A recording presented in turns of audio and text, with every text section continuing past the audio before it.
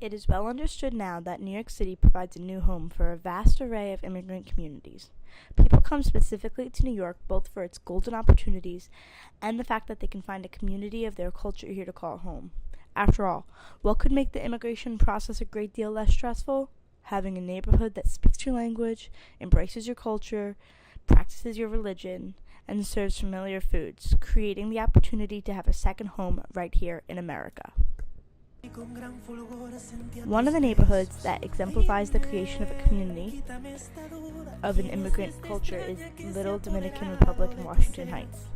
Washington Heights has been home to various types of immigrants, including Irish immigrants in the 1900s and Jewish people in the 1930s fleeing the Holocaust.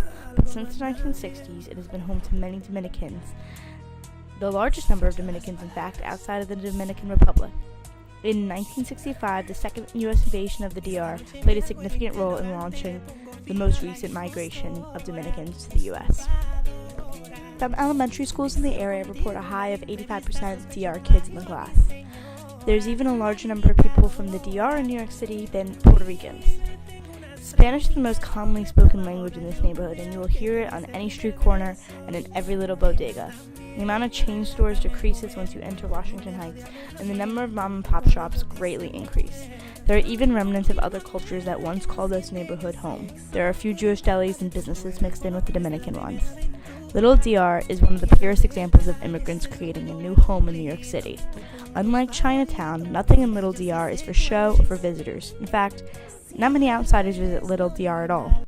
Lastly, I interviewed my grandmother, who is a first-generation Italian-American, who made Queens Astoria her home for most of her life. Liked it there.